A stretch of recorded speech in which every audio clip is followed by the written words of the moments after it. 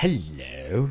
Welcome. Sorry, I'm just trying to get our third person into the show. I sent him a link which had a link inside it, and he's clicking on the first link and thinking it's the second link, and it's not. So if you're listening, Mr. Spong, the link is at the top of the page.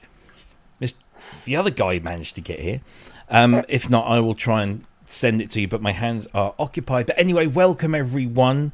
You can't get it. Oh, hang on a second. Look, I've got to do this because he's essential to the show, and if I don't do this, he'll feel all left out.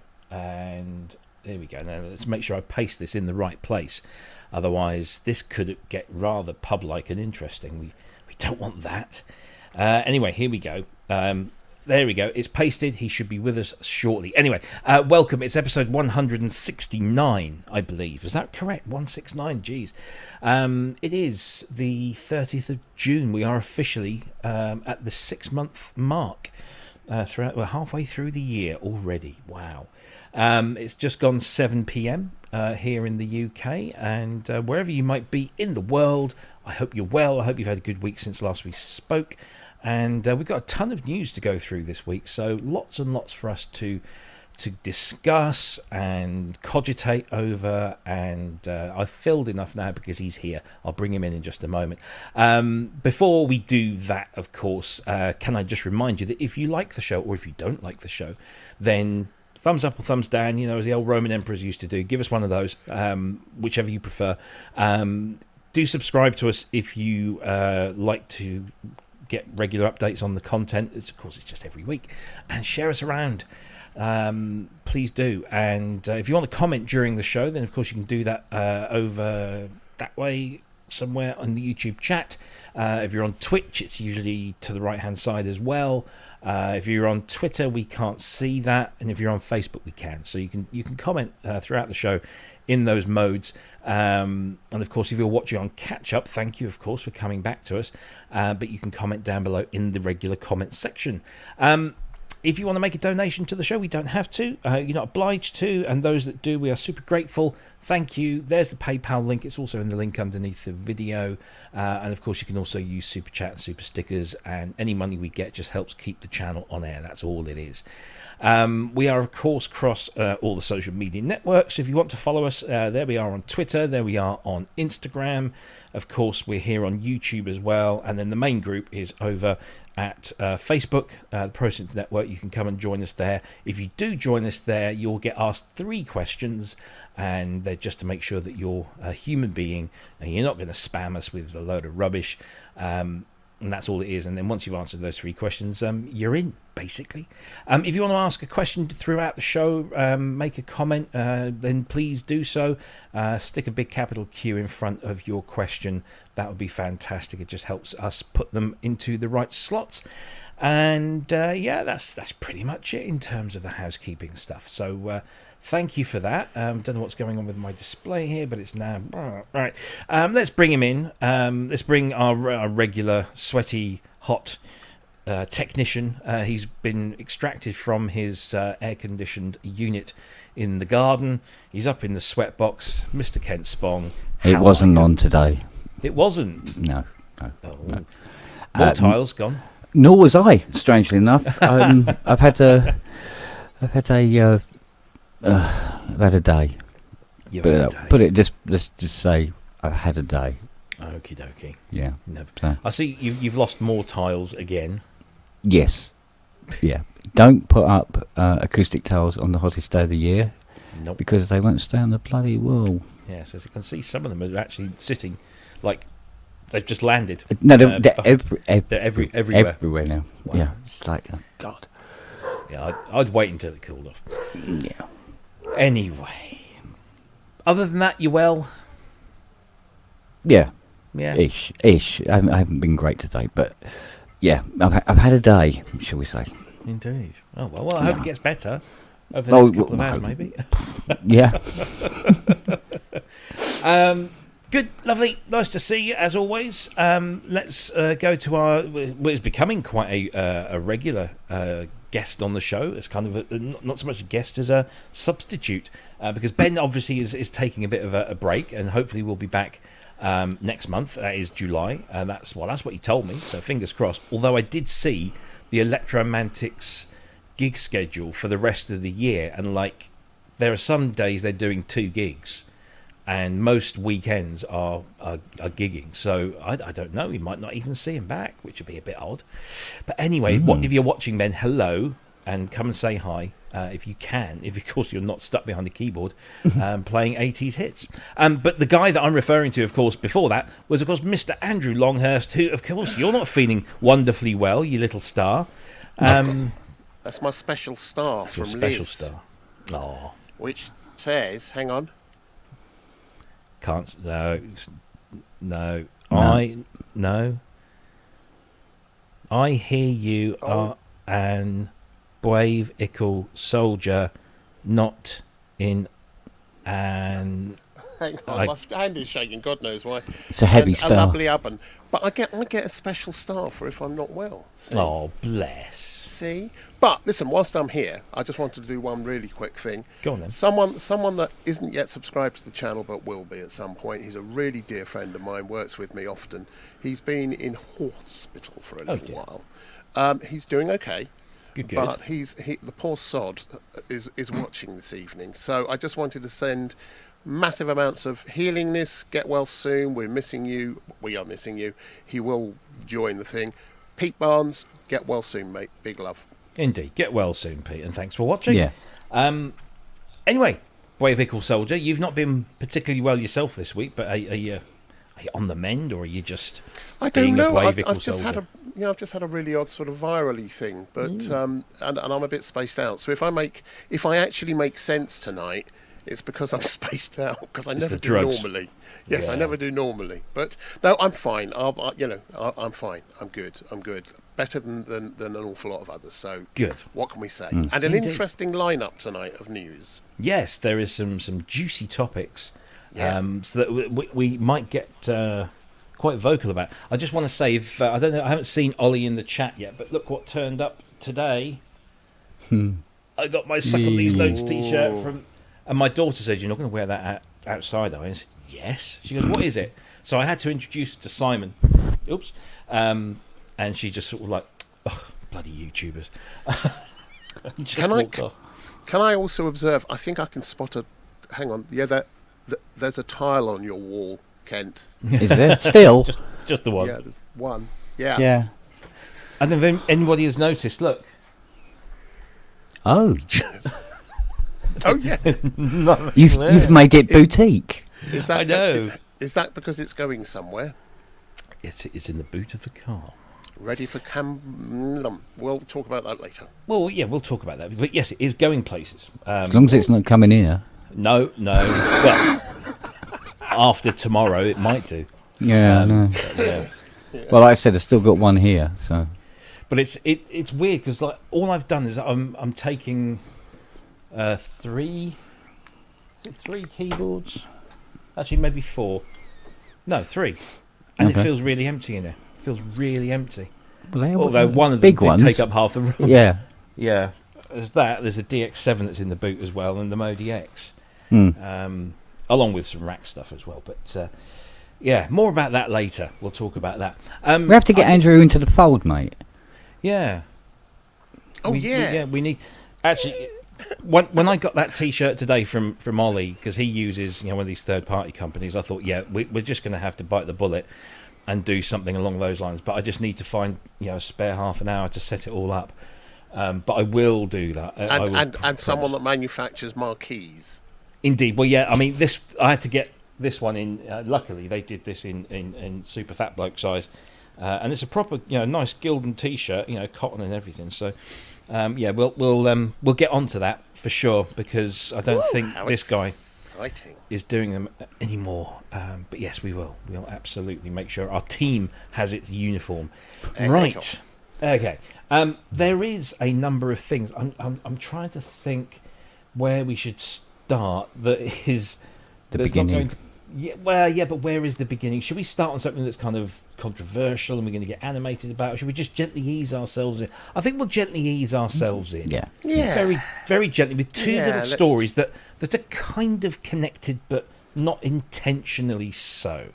So I'm going to start with this because the piece of music they use in the trailer here is one of my all-time favourite pieces of music ever in the world, and it's just really nice to listen to. So let me play this for you, and then we'll talk about it just after.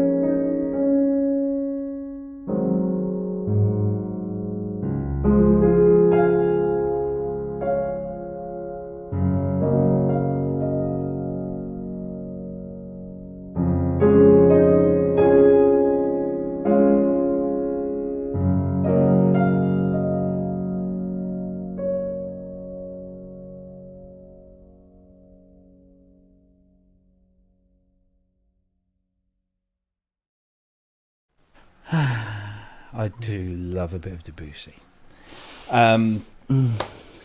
BBC Spitfire Audio, BBC Symphony Orchestra by Spitfire Audio. This is the Spitfire Audio BBC SO piano, and it is now available. Full price is, I think, in the UK is £149.99, but there are upgrade options and different ways that you can get hold of it. There is also two versions. There's a Pro version and a Core version, or is it Discover? Actually, I think there might even be a Discover version as well, although I didn't find it yesterday, but then maybe the servers were playing up. But there's a professional... Which is ironic, as it's the Discover version. But well, the professional version and the Core version are $149 and $79 respectively. It's also included in the Discover pack. There's just one version of it in there. And I don't know whether that's an upgrade or whether it was already in there. I can't remember. But anyway, and if you already own BBC SO, the big one, then you get a substantial discount, which is very, very nice. So here it is. It is the BBC SO Symphony Orchestra, recorded at Maida Vale before the BBC vacated the premises. The piano has been recorded in the concert position, with multiple mic options and loads of stuff. And the first person I'm going to go to, because he's actually bought it, downloaded it, and used it, don't do that, is Mr. Kent Spong. Because you do love a sample piano, and when I mentioned this to you last night, within 5 minutes you had bought it and were downloading it. Yes. So tell us, what do you think? Sound-wise, yeah, nailed. Mm-hmm. Very beautiful. Yeah, good surround, good mic positions and all the rest of it. Responses, very nice. Thank you very much. However, I'm finding it a little on the quiet side. Okay. And I don't know whether that is the library or an issue. But I need to investigate. But it is a little an issue. Quiet. Okay. Yeah. But it's got a delicious bottom end. Yeah, the mids are quite acceptable. Yeah, and the high ends are very nice. So there's nothing to dislike about it at all. Yeah, absolutely. It's a Steinway Model D Grand. If you want, if people want to know what it is, and it is just rather lovely. I'm at the moment, I've got two tabs open. I've got that one open, and I've got Korg's Modwave Native, because they've got a sale on at the moment. They're both 99 quid, and I'm thinking, where do I spend my money? Because it's no longer the days where you think, oh well, I'll have both to make a decision. And I've got a few pianos, and I'm not really into my pianos as maybe much as you are, so I'm kind of hesitant. But it does sound quite nice. Mr. Longhurst, what are your thoughts on the BBC SO piano? Well, I mean, I'm interested to hear that Ken thinks it's quiet. I think that needs a little investigation, but I know that piano is a very soft-sounding piano, and I don't mean soft as in quiet. I mean it's had some use, and it has a particular sound to it, which is softer than some of the brighter sort of Boson and Bosendorfer-y, Yamaha-y, Kawai sort of things.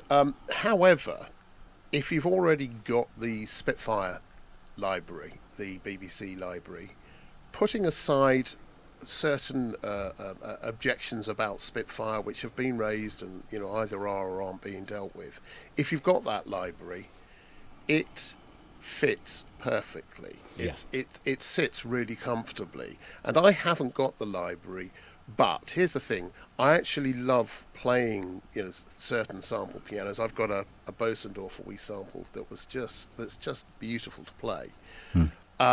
This suits the sound that I heard here, the Debussy I heard, is exactly the kind of style of my playing when I'm looking to write something contemplative. It allows me to just immerse myself in it, and because of the ability to move and change the mics and then bring in, because I tend to write piano first, then strings, then blah blah blah. So actually, as an overall package, I'm now thinking it's probably something I need to get all of it, because then it will all sit in the same room. Yeah, I think it sounds really lovely. Yeah, I have to say I'm not an expert in big orchestral libraries as much as, say, my esteemed colleague who's just over that way. But the BBC SO is a rather spectacular thing, and it does sound amazing. The amount of variations and articulations and all, it's just an incredible thing. And yeah, like you say, this will just fit right in because it's the piano they use, and it's recorded in the same space that they use, and it's been done incredibly well. I will be interested to see if that quiet thing is a thing or whether that's but yeah, interested. We might as well address the elephant in the room. I know some people do have some reservations about Spitfire audio after certain incidents occurred a while back on Twitter with Mr. Christian Henson. It is my knowledge from somebody very close to the situation is that yes, he resigned all his positions within the company and the umbrella company, and he has sold all of his shares. That is how I am led to believe it is the case, and therefore there is no connection there anymore. So whether that makes any difference to anyone, I don't know. So Jim? just gonna put it out there. Just gonna put it out there. And we'll move on. Spitfire Audio's excuse me, BBC SO piano is available now from Spitfire Audio. It's 149 and 79 for the professional and core respectively, but of course if you own, you get a discount, and that discount I think is limited. I think it's limited. So get in there quick is all I can say. Yeah. Right. So there is another news story that is somewhat linked to that, and I really couldn't find any better sort of links to share this. Where was the BBC piano and orchestra stuff recorded? Well, this is where we're going to come to. So all of that, the BBC SO was used to be based at the Maida Vale studio in London.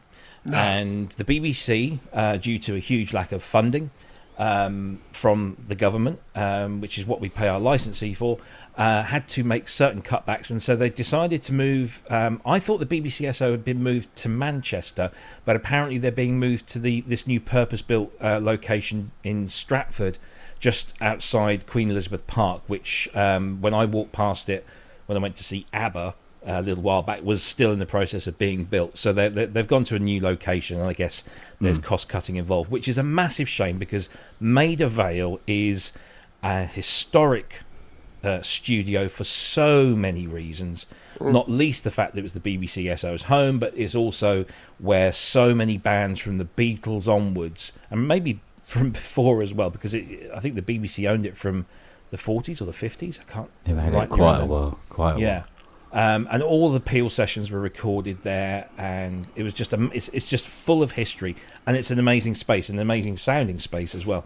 So it was really sad to hear that the BBC had were looking to sell and move the SO on, and we all thought, oh, here we're going to, it's going to be converted to flats. It'll be knocked down. Was it also? I thought Maida Vale was where the Radiophonic Workshop was based. Yes, well. Yes, the Radiophonic Workshop was based there as well. Yep, so it's so many connections, so many wonderful things. And yeah, we all thought it was just going to get, either converted into flats or demolished and have something built on it. But luckily, that man behind Kent's right shoulder stumped up the cash and has paid 10.5 million and bought Maida Vale. Mm-hmm. And that deserves one of those. Yes, it does. Because I can't think of anybody better to buy that studio than that man, who's had a huge history in this country anyway. Is always recording massive orchestras for his numerous projects, which are many and numerous, so numerous that he still can't find the time to come on this show, but we're working on that still. But yeah, I just honestly cannot think of anyone better to have bought that. Now I believe 10.5 million was a cut down price. It was less than the BBC were asking, but it's gone to somebody who I assume, we can only assume, he's going to be using it for musical purposes, and he hasn't gone into property redevelopment. But can you imagine now, the biggest film scorer and composer and producer in the world for the last I don't know how many years, and probably for many more, has decided to buy a studio complex in London that is now going to carry on being this wonderful, wonderful recording space. And I just, I'm as happy as a happy thing that this has happened. Lots of happens in there. Anyway, Ken, I know you had wind of this before most of us because you speak to Hans quite frequently, and you're quite relieved that you can now actually talk about it. But any thoughts on this? Have you got any inside knowledge that you're able to share with us about this? The should we say the word on the street was that he was looking to get another London-based place. Because he moved out to LA. Lilliard his last thing. Yeah, but he moved out to LA obviously because that's where you have to go. Yeah, you just have to do that. But now he's cutting with bigger teeth now, so he can have a London-based place of his own. Because so many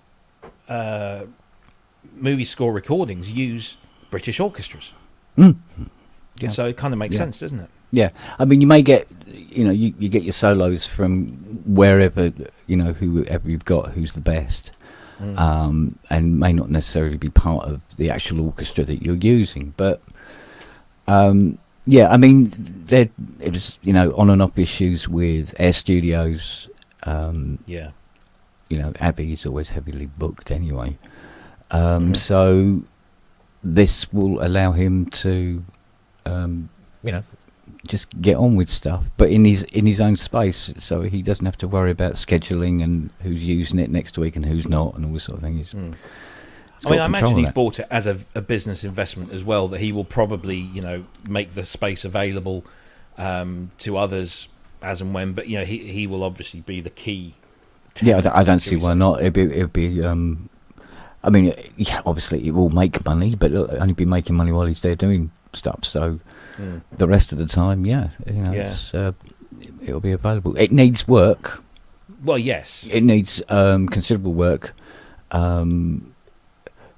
So there was the little joke going around about he'd have to knock down one of the walls because if you're going to get 300 trombonists and 900 violinists into one room, you're going to have to knock one of the walls down. How else are you going to make that? Yeah, exactly. So, so you got to have that. If you're going to make the big noise, you need the big room. Yeah, absolutely. And there'll be lots to do anyway. And it'll be nicely kitted out. It'll be beautiful. And a real shot in the arm for the British music industry, that it will have such a creative hub, a space, and because Hans is he's not just he uses any instrument, whether it's orchestral, whether it's electronic, especially if it's electronic. This is not just going to be a place for stuffy orchestras and recording sessions for just films. This is going to be I imagine is going to be a really vital space, a vibrant space as well. Andrew, your thoughts on this? I think it's a great thing, and I think there were probably many reasons for buying it, not least of which, when you're travelling, if you're travelling over to London, which I know he does from time to time, having a base where you can actually set up an alternate range of the kind of kit that he's got in his base in LA means he can at least duplicate some of that, or do that's one reason. As well as doing the orchestral stuff, and we know he likes the orchestral stuff. But the thing about Hans is he doesn't just have the studios for himself; they are used by other people. Yeah. And having the ability to rent this out, and if you or I or anyone else were to buy it, it would be a studio, right? And you just kind of work, right, it's a studio available, and you might or you might not use it. However, there is a cachet, around him, and also, because he's not just worked in film, he's worked in TV and various other things, other people will want to use that kind of facility. I think the place will be humming, and I think it will act as a focal point for an awful lot more than just Hans Zimmer's music. I think it will be a focal point. So, I've got to take my hat off to him. I can see why he's done it. I can also see that it could be a very good business. But I think it's going to become a real focal point. And guess who I reckon one of the customers is going to have to be the BBC. Yeah. And there's an awful lot of space in there. I know I heard some talk about planning permission going in for putting in additional stuff here and there and moving things around. But it's a rabbit warren. There's an awful lot there. So there's a lot of room for things to happen. Wouldn't be surprised if there ends up being a lot of post in there as well. Yeah, well, because the other great thing about Hans is that he always pays back. He always gives. He always encourages. He has a team of people, and he sees talent, and he says, "Right, you're going to come and work for me." And he nurtures that talent and moves them on. Talent. Is that why I didn't get the call? Exactly. Yeah. Gotcha. Lorne Balfe, is one that I've worked with that came through that school, and there's a whole bunch of others as well. Was it Harry Gregson Williams? Did he come through that? And a few others, and he's always encouraged. And so this is now going to be a real shot in the arm for British and even European composers to come over and to have a base where they can work with Hans in his own facility without having to fly halfway around the world to do so. So, yeah. And I'd also imagine that given the kind of stuff that the Real World do, where they've encouraged world music, but you have to travel, you have to want to get there, and you have to try and get a booking. There's only so much space. So that, I think that might also be because of Hans's love of, as you've said, different musical instruments, the kinds of instrumentation he was using on Dune and whatever else. I think it's going to become a real hub, and I think it might stimulate a lot of other subsidiary stuff around as well. Great news, really. Yeah, absolutely. News. I was just so happy when and absolutely. If Hans, if you are watching, congratulations. Yeah. Can we have a tour? Can we do a show from there, please? That'd be nice. Well, I did hear that one of the interested parties in the property was ironically the same building company that's just destroyed the field out the back here. Oh wow. Bellway buildings, or Bell End as we call them. And they, with their 12-foot wide houses, for 380 grand. It could have been that. Yeah. Well, we all know what happened to Psalm when Trevor moved that on, because it was not viable to keep it going, according to him. And now Psalm has been converted into accommodation. There was talk, I think, I think the initial plans included some recording space to remain there, but it was going to be in the basement, and then he just decided to go just down the road to Ladbroke Grove and set up Psalm Music Village instead, which is just a bunch of small, recording studios, more like writing rooms. And of course the big space Studio One no longer exists, which is a real shame. So that's another reason why this is good, is because a lot of these big studios have gone. Thankfully there are a few around, and this one is going to remain and will have continue to have a very special place in music in this country, at least. So there you go. Well done, Hans. Thank you very much for that. Right, let's see. Before we do anything else, I just want to say a thank you to the following people. To Steve, who goes under the name of Ixorb, for Kent's Tile Glue Fund, $4.99. Thank you very much indeed. One of that'll put up that tile. Just the one, yeah. That one, yeah. one of our lovely moderators, Mr. Brooks, who has decided to join us this week. Thank you, Andrew. No, it's an absolute pleasure. Before you start begging, well, we don't beg. We just politely ask. Isn't that all it is? And Carl Bate, PSN on Fridays, like my 52-year-old version of BBC Crackerjack. Crackerjack. That's an English thing, that one. Thank you. You're welcome, Carl. Anytime. We'll have to send him a pencil. Yes, yeah. Crackerjack pencil, yeah. Those were the days. Right. Thank you for all your donations. It is much appreciated. Right, let's see. Shall we have a little rant? Yes. Let's have a rant. Okay. Do I see Ian J. Cole in the chat? Yes, I do. Okay. I expect him to dip into this one, I'm sure, furthermore. So, last week we were talking about Korg having released the WaveState SE. Finally, they had promised it for some time. It hadn't appeared, and then all of a sudden, here it was. And not only was it slightly oddly laid out, but it was extremely expensive for kind of what it is. And we had a good back and forth about that. And lo and behold, we did. Just 1 week later, they go and do this. We're checking out our new keyboard today. This is the all-new Op6 SE. The Op6 SE has all of the features from the original Op6 and also adds now a 61-key keybed that is made in Japan and has aftertouch. This also means that all preloaded programs are revoiced to maximize and include the aftertouch functionality. The polyphony on the Op6 SE has also increased to 80 voices, which is more than double of the original Op6. So this new version features luxurious cosmetics with a beautifully finished aluminum top panel and sheet metal side panels for a robust and sturdy design. The Op6 SE is also available in a limited edition platinum finish. Both versions come included with a dedicated hard carry case. The Op6 SE ticks all the boxes for players looking for a great performance keyboard with versatile FM synthesis.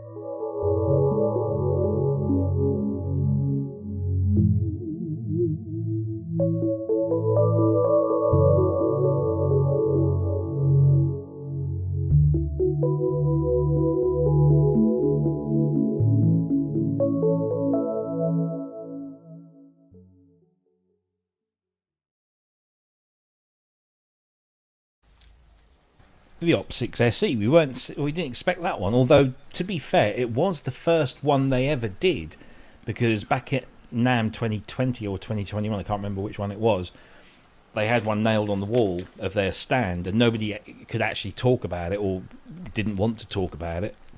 It's where it should have stayed. It's where it should have stayed. Yeah, quite. So look, first things first.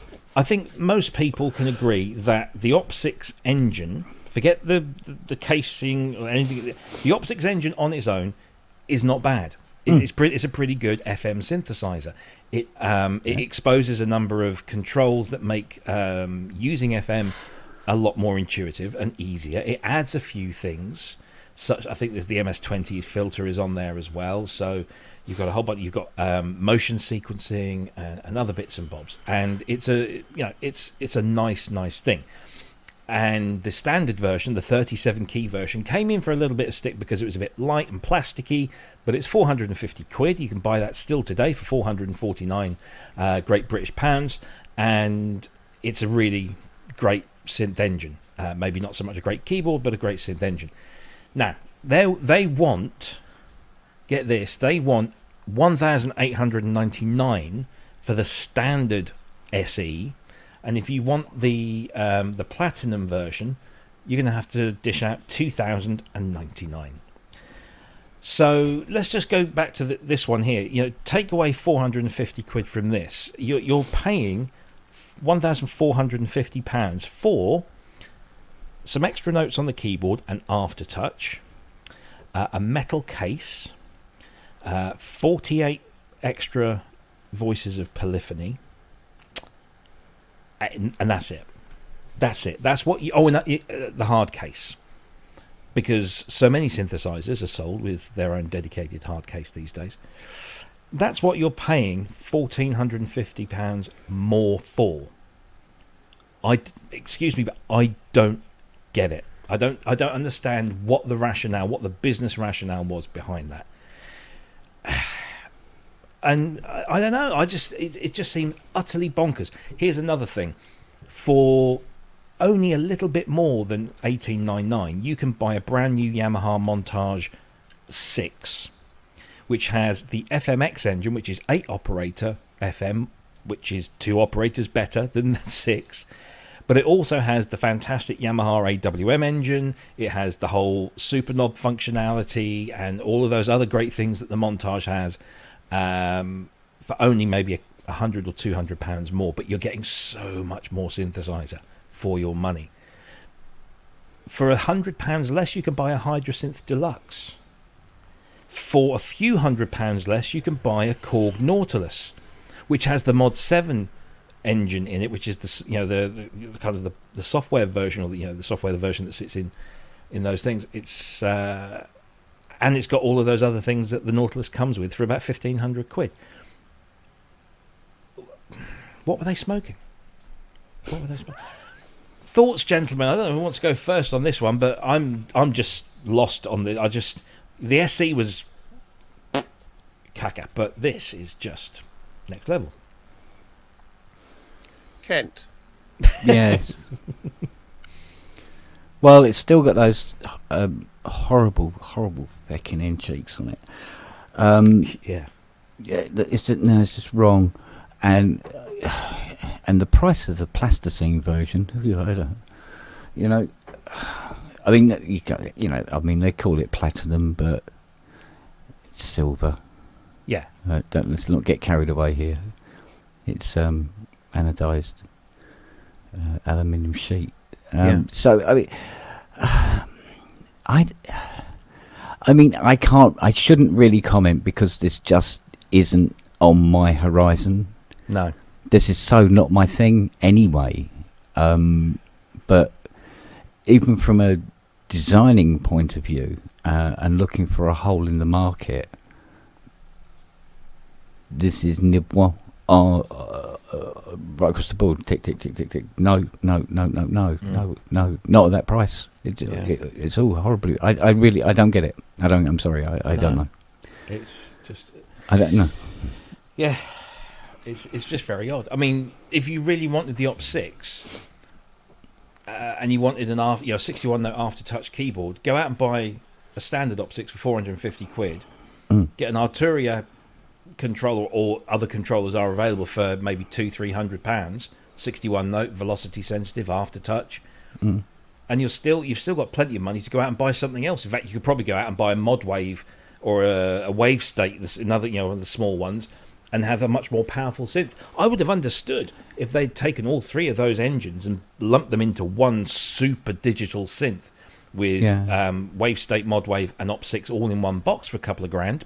Yeah. I know there's one argument where people say, well, look, this is ideal for going out and gigging with, but so's that. Yeah. I don't think it is ideal to go out and gig with. That's No, go on then.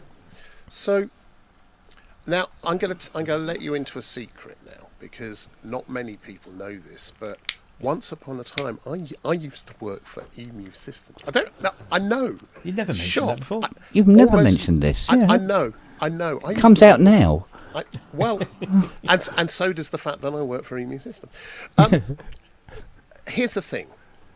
I remember there was a time when they were coining it just before hardware sales essentially crashed because software came along, computers, and they hadn't quite seen it coming. And I remember they released a keyboard version of the Proteus 2000, and all the other various different things. There were only 64 voice. I mean, why? And they bought these out, and the first time we saw it, we said, "Are you mad? Right? Are you mad?" And instead of going, "Yeah, all right, we'll pull that back, or we'll sell them cheap into education and just move on with our lives," they bought out a range of them, different versions of them. Yeah. And when I sort of inquired how that happened, it was really essentially we had the bill of materials already. We'd started this. We already have the ROMs from producers. It's just the colour of the case. We've got the things built. We might as well just put them out there. And you know, they've kind of compounded the mistake, and they didn't sell well. They didn't get a lot of price.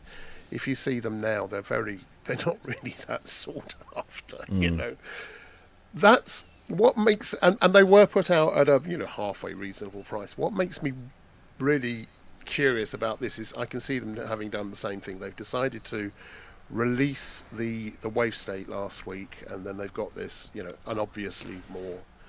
They've already built the bill of materials, but as we discussed last week, the design is awful. There's the flat areas. Why didn't they just move everything over to the left so you had a much bigger area to put your laptop on or something, or to the whichever way it is, and the design to one side, because actually the design on this thing, I mean, even this old bloody thing here, it's mostly centrally biased, so you don't have room to put things on. It does annoy me a bit, but it's not the first time that's happened.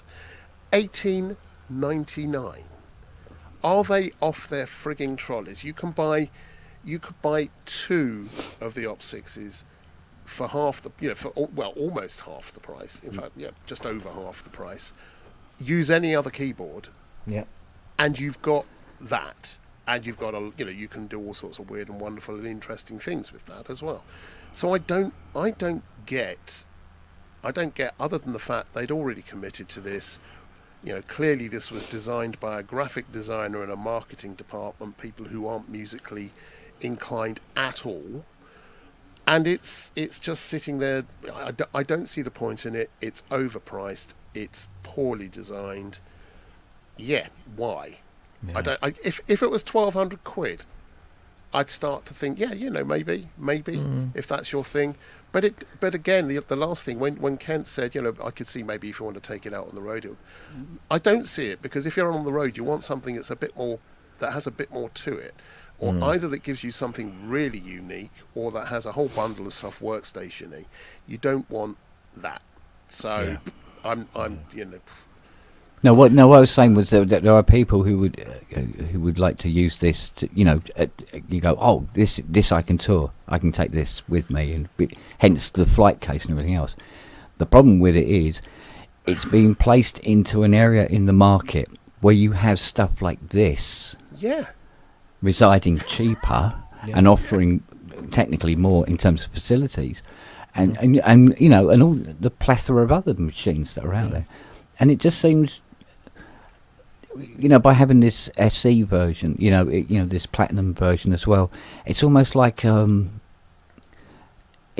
snake oil marketing in a way. So it's like the versions of it's like getting an Austin whatever it was, the princess of the time, and you bought the basic model, which was brown and was driven by brown teachers. Not brown, I mean dressed in brown teachers. People dressed in brown jumpers, brown shoes, brown whatever. As everything was in the 70s. And if you paid more money, you got some chrome. The Vanden and you may have got Pla. FM, and possibly a cassette for the top level. Track. Velour seats rather than, it's kind of what Cloth. It's still Want an ambassador by a princess. Yeah. I mean, here's the thing: the engines in these are good. We know they're good. The sound engines are great. I would buy, if I was going to be using it like that, I'd actually buy an Op6 and a Wave State, the small versions, and I'd have both of those with a master keyboard somewhere as part of a setup, because then I'd have direct control over them and the master keyboard. Well, that's almost exactly what our friend Jem Godfrey does in Frost. He has, I forget what the main keyboard is, and then above, just to the left and the right, he has 2 Wave States. And he's got all of his stuff loaded up in there, and he plays out live with that. When you say he does it in Frost, does he know David Jason personally? So you're telling all these jokes. Most of the audience won't get this, either because they're too young, or they don't come from this neck of the woods. But no, I mean, Jem uses those and he loves them, and they're light and they're affordable. He's never said to me, "Oh God, I wish they'd do a big one of these," because they're exactly the same internally, apart from in this case the 80 voices. The hard case, I still don't get the hard case, because it's a very nice hard case. And if you're gigging, you don't want to be taking that lovely case out with you. This is that's a case for the collectors. That's a case that's going to get thrown in the loft, and then when you sell it on a few years later because you don't want it, it's, oh look, I've got this wonderful case. It's in great nick. The final word has to go to the Penguin of Death. The Penguin of Death. And I think he's passing judgment. Yeah, it's a weird one. I mean, there are so many other keyboards that are capable of doing what this does, and or similar, for much better pricing with much better specification. Why do Korg? I mean, maybe Ian will tell us this. Why do Korg bang on about the keyboard being made in Japan? They've got their own factory. They make their own keyboards. Great. Everyone else is using FATAR, or most people are using FATAR, or in the case of Hydrasynth, they're using their own, which is incredibly good. I don't get this whole made in Japan keyboard thing. What am I missing there? Well, this seems like the snake oil part of it again. It's all included. And it's like Also available in beige. Yeah, but have you ever heard anybody say, I'd like that keyboard, but it's the key mechanism is not made in Japan, you know? Yeah, it's just not Japanese enough for me. We said this every time Korg released one of the smaller ones. We always compared it to Modal, and Modal got this right. They came out with a platform-based synthesizer, which is exactly what this is, a set of boards and cases that have that are all basically identical, apart from the software that you install into them. And you've got an Argon 8, you've got the Cobalt 8, and presumably, if Superbooth is anything to go by, you've got the I forget what it's called now, Carbonate. That's it.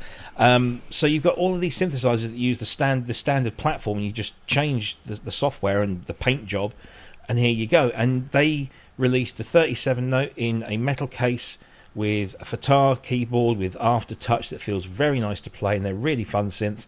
And then a few months later, they bring out the rack mount desktop version, and they bring out the X version, which is the 61 note version. No more than £150-200 than the standard version, and they sold they sold bucket loads. And we covered all of this last week. But if at $18.99, even if it was at $15.99, I wouldn't. But at $18.99, if at least it had been poly aftertouch and full MPE, maybe 4 degrees of, maybe if they'd done that, do you know what? Then maybe it would have been something we could, that's interesting. Actually, because it would open up the synth engine even more and make it more of a player thing. Then it would be, I'll put it in the case, I'll take it with me. As it is, it's just it's aftertouch, so. Yeah. What? I mean, I was going to put it out there that the Modi X, because it's the cut down version of the Montage, is a way more capable FM synthesizer than the Op6. It has a big touch screen on it. It has that big super knob, which is actually quite useful. Doesn't have the aftertouch, I will give it that, but the Montage does. But you can buy a Modi X7 Plus for £1,300, which is still a good £500 less than this thing, and have a more powerful FM engine, plus AWM to boot, and all of the other features. And it's an audio interface. 2-in, 10-out audio interface built in. It's got USB connectivity. It's got all of this wonderful stuff, and it's much less money than this. It's just. So are we saying we don't like it then, or we don't think we think it's a pointless I think it's a weird decision, and I'm sure it plays lovely, but actually, I'm not paying £1,900. I'd be really interested. Has anyone in the chat expressed support for this? Either of these two? I've not seen anybody. I've not seen anybody say. Well, not in public, no. In fact, no. I've even outside of this, our own little bubble, I've not seen anybody go, "Oh man, I've been waiting for this. I'm going to buy that." No one. Mod X all the way. Not a thing. Mod X all the way. So all I can say is next week, Modwave SE must be on the cards. So there you go. I think Neil Wharton's just being cantankerous there. He says I support it. I don't know if if he means that, but that's all right. It's nailed to the wall. You don't have to. Yeah.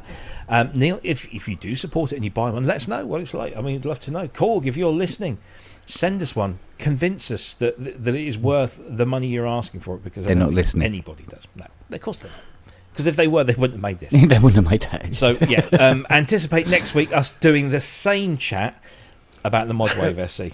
So I'm pretty certain. applications for the new product manager at Korg, Yes. the new position opening up. Yes, please write And too. I must point out that this is Korg USA and not Korg Japan and not Korg UK. This is Korg USA behind all of this. Make of that what you will. Anyway, let's move on. Let's move Designed in a boardroom then.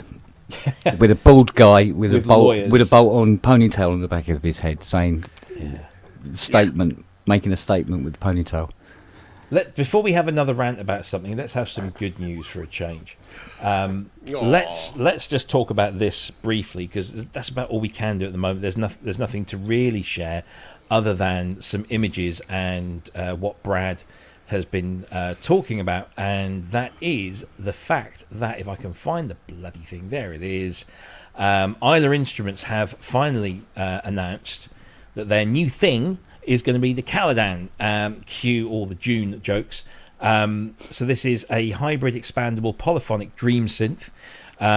It's going to be styled, as you can see there, in the very same way as the S2400 is. So it's being designed as a companion piece or a standalone piece, but it will fit very nicely next to the S2400 if you have one of those.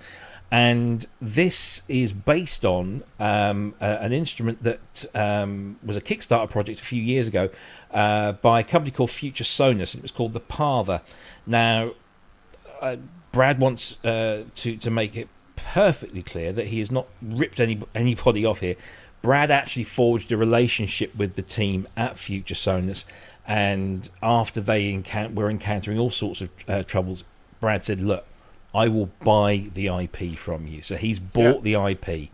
This belongs to him. All of this belongs to him. Everyone got paid. He's done it the right way, and he's now building this amazing instrument. Now, the thing that really sets this apart, other than the fact that it's this kind of analog digital hybrid synth, is that you will be able to put different cards in here with different synthesizer formats. So he's already talking about doing an SEM style, doing a 4-time OPL 3, so 72 voice FM engine. He's talking about doing an Andromeda style board. There are all these different boards that you can make and then just plug them in, and you can plug it up to 8 in at any one time. So it seems like a very, very capable and powerful instrument. But we haven't got really anything to go on in terms of sound yet.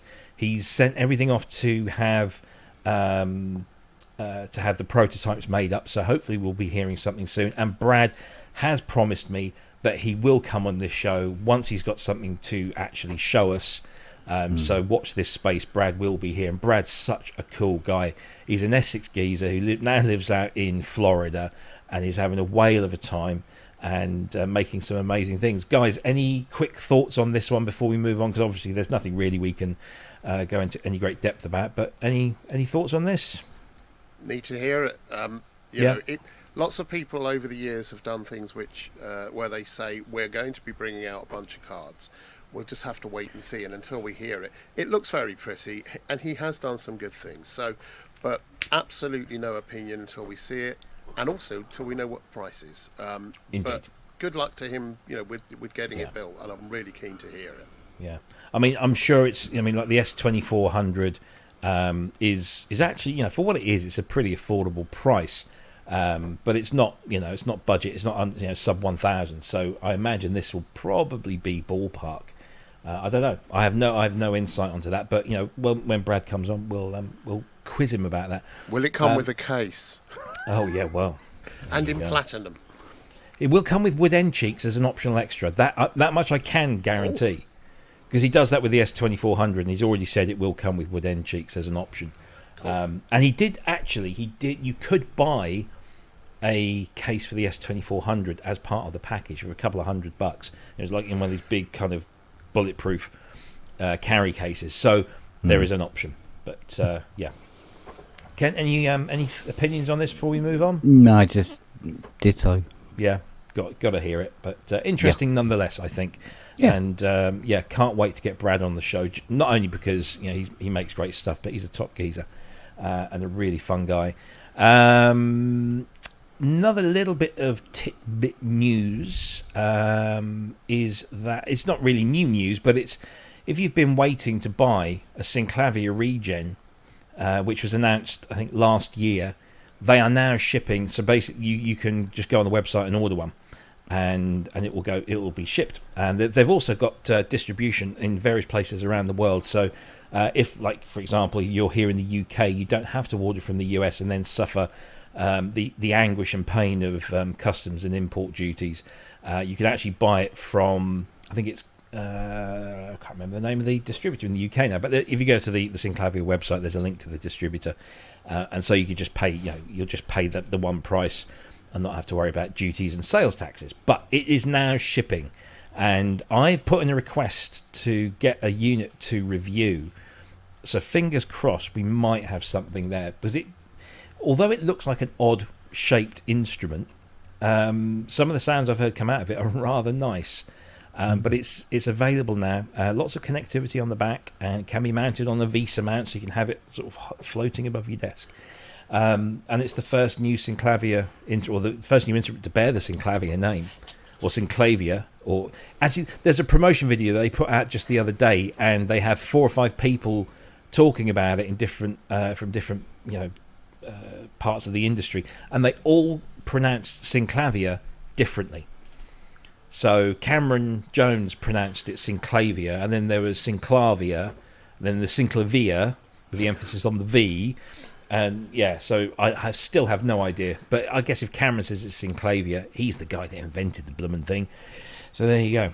But yeah, it's now shipping. Anybody fancy one of those on their desks before we move on? I do, but it's terribly expensive. It's available, by the way. I can see it on order. You can order it from DV247 and KMR. Yeah, it's about 2.5, isn't it? It's between, the lowest I've seen is 2165 and up to about 2.5. Yeah, it's a very expensive thing, but here's the thing: I lusted after the Synclavia for many years, partly because of the way it looked and the keyboard, but only big knob. But the big knob. But primarily because of the FM, an 18 operator FM thing. This takes that concept and takes it even, it goes a whole heap further. And I do like the sounds that come off of it, that are coming from it. $2,500. Don't know. Yeah. If I had loads more money than I do right now, I might well be tempted. But it's got a lot going on. It's a very powerful thing, and some people expressed some. I think it might have been Manny actually that said, because some people had expressed some reservations about this swiper here, which is like a touch thing. But Manny, who's obviously our resident FM genius, had a go at this at Synthplex, and really liked it, and said actually, after a minute or two, you totally get the feel for it, and it's right there. So it's interesting. Yeah, I'm definitely interested. I'm really hoping that they can get a review unit here, because I really want to give it a go. But if they want to get the review unit here, that would be fine. I'd be happy. I may disappear afterwards. But yes. Yeah. No, it's it looks good. But it's available now. If you are interested and you want to buy one, it's there and it's available to buy now. As opposed to pre-ordering it, it's now fully live. Right. So that's Synclavia. That's Islet Instruments. Why don't we talk about something we all will probably love? This officially launched on Thursday, I believe, and I'm not going to play the entire video because it's about 5 minutes long, but M-Tron Pro Mark IV is out now.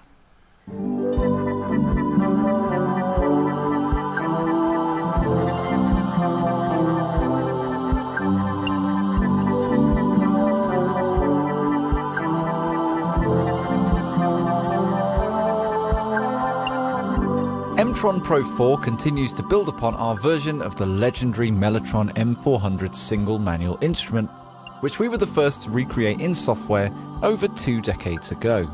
As well as bringing you sounds oozing with nostalgia and character that were used by artists such as the Beatles, the Rolling Stones, Rick Wakeman, Tangerine Dream, Oasis, Radiohead, and many, many more, Mtron Pro 4 allows you to edit and customize those sounds for your needs. The first change is a complete overhaul of the interface with a fresh look and total scalability. It's now easier than ever to edit and shape the 2 layers to create the sounds you desire. Mtron Pro 4. We're going to cut it there because, as you probably recognise, it's the wonderful Alex Ball that's made that video for them, and I could just listen to him for ages. By the way, check out his Korg MS-20 Blackboard video that he put out yesterday, which is a lot of fun. And what a weird instrument that was. Mtron, it's over 20 years old. It's just like, I'm getting really depressed now because I hear pieces of music and think, God, that was released 30 or 40 years ago, and I remember buying it. I remember Mtron Pro coming out, and actually at the time I thought, why does anybody want a Mellotron in software? I mean, they were notoriously awful mechanically. The sound is very dated and it is very... I just couldn't understand it. And then I actually, played with one and, oh, yeah, okay, I get it now. It's a lot of fun, and you can have... But the worst thing about it for me was the interface, particularly as we progressed through the different versions. Up until this one, the interface was still a bit odd looking and not very intuitive. Now it's just stunning, absolutely stunning. Over 100 new patches, 3.5 gigabyte of sample content contained in there. It's got loads of new things. So, for example, you've got the wow and the flutter going on, which is great. Let's just bring this up on the screen while we're talking about it. So you've got wow and flutter on the tape, and you've got instability control, so you can really make your Mellotron sound like it needs a visit to Spong Towers. So there we go. There's the interface there.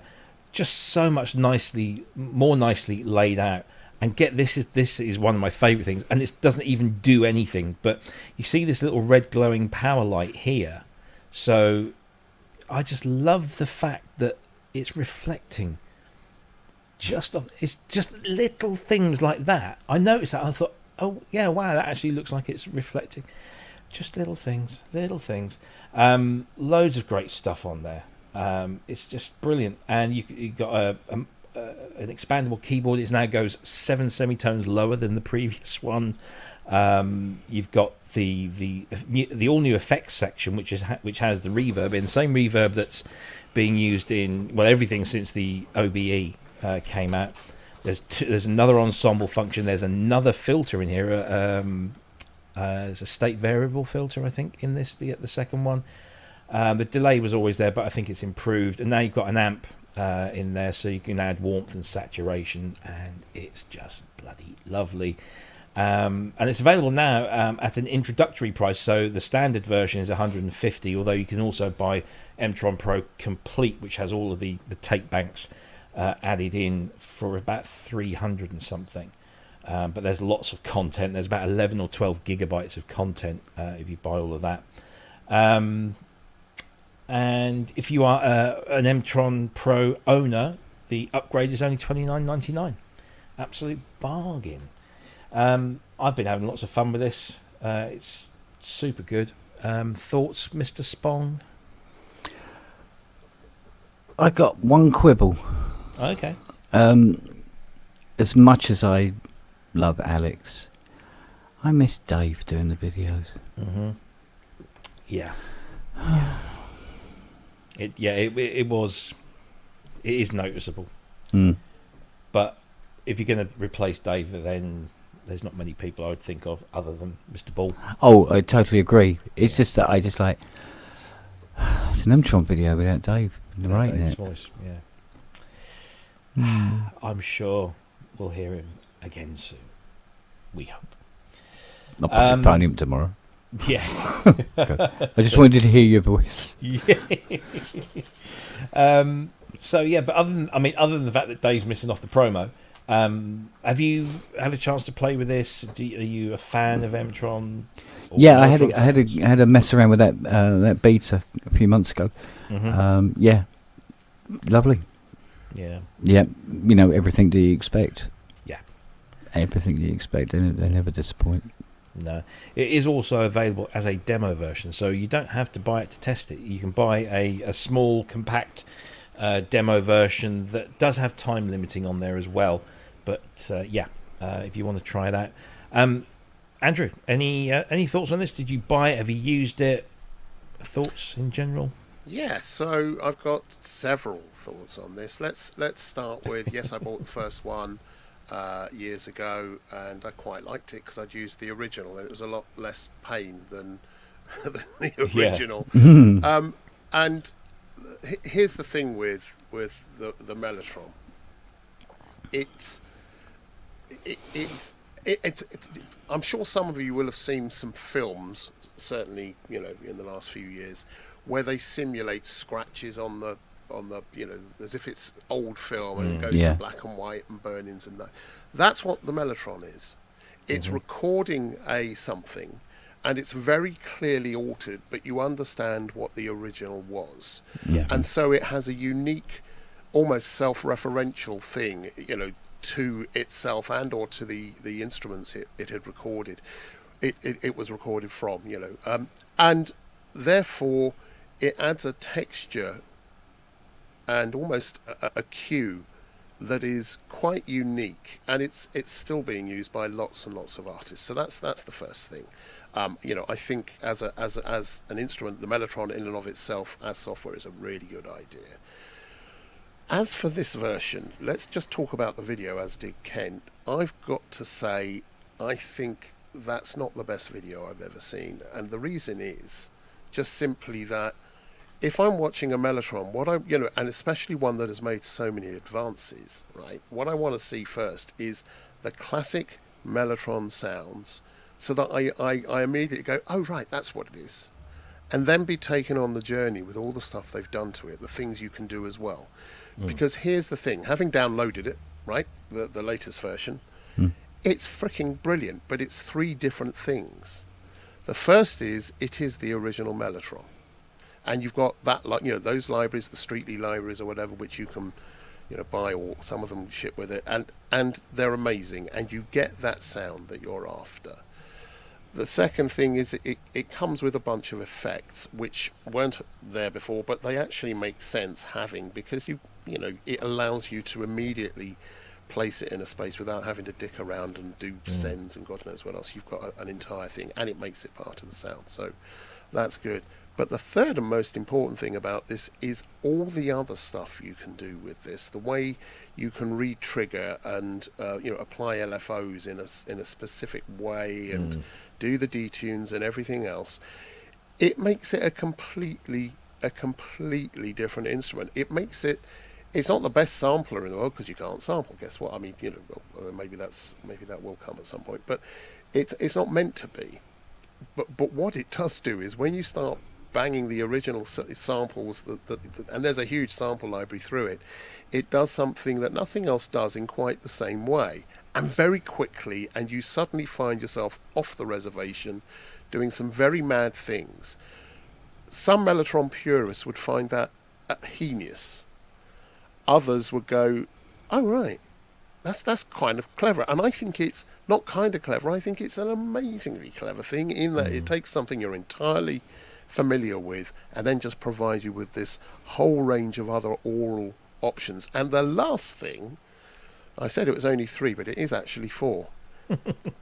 Channel Aftertouch, MPE. Being able to, with Aftertouch, being able to apply the break on one of the sounds. So one of the tapes goes, and you can do that on a per note basis. That's brilliant. It's brilliant. And it's just stupid. I mean, it's just a great price. Just buy it. Buy it. I think it's a brilliant thing, and I think they've done a marvellous job with this. I really do. It's one of those instruments that you can just buy it and start going through some of those sounds, and you go, oh yeah, I know that because it was on that. It's so popular, and not just talking about old music. I mean, like you said, there are musicians that are still using this to this day. And in fact, when Dave and Chris came up with the very first one, it wasn't as a commercial product. They'd made it for other people to use in their little private clique, so to speak. And the word got out, and then they said, "Well, maybe we should," and so they did it. But more to the point. When we've been talking again, we talk a lot over the weeks. We get sort of themes flowing through, articulation, design, and we've talked about other instruments that are out there. For a beginning, so forget the fact anyone that knows it. So I've just talked about the heritage and people that know that sound. Just giving that to someone that's never really used a plugin before, almost, they would immediately be getting sounds out that sound amazing, going, oh wow, and they'd be encouraged to explore because it is so simple, and yet the results it yields are so madly good in all sorts of ways that you couldn't not play with it. It's a great thing to give someone to learn some of this stuff on. I really think it is. Sorry, I've got a fly buzzing me here. Yes, it is a brilliant thing. And as you say, I mean, not a lot of money for what you get.